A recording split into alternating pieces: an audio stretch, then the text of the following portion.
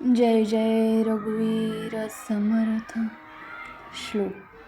फुकाचे मुखी बोलता काय वेचे, दिसंदिस अभ्यंतरी गर्व साचे.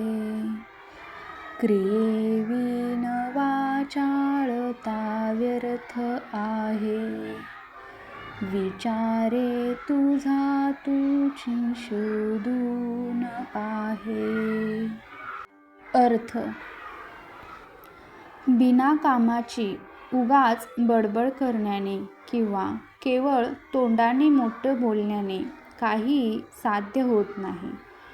उलट मनात दिवसेंदिवस अहंकार म्हणजेच गर्व वाढत जातो आणि कोणत्याही कर्माशिवाय बोलणे याचा काही फायदा नाही, हे स्वतःला विचारून पाहायचे आहे.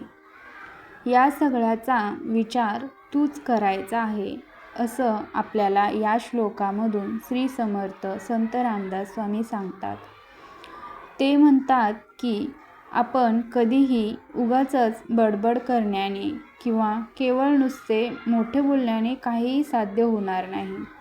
याउलट त्यामुळे आपले नुकसानच होणार आहे आणि या अशा वागण्यामुळे मनात दिवसेंदिवस अहंकार वाढत जातो. उगाच भरकटलेला विचार आपल्या मनामध्ये येतो आणि त्यामुळे याचा फायदा न होता तोटा होतो आणि कोणत्याही कर्माशिवाय बोलणे हे व्यर्थच आहे, ते चुकीचेच आहे.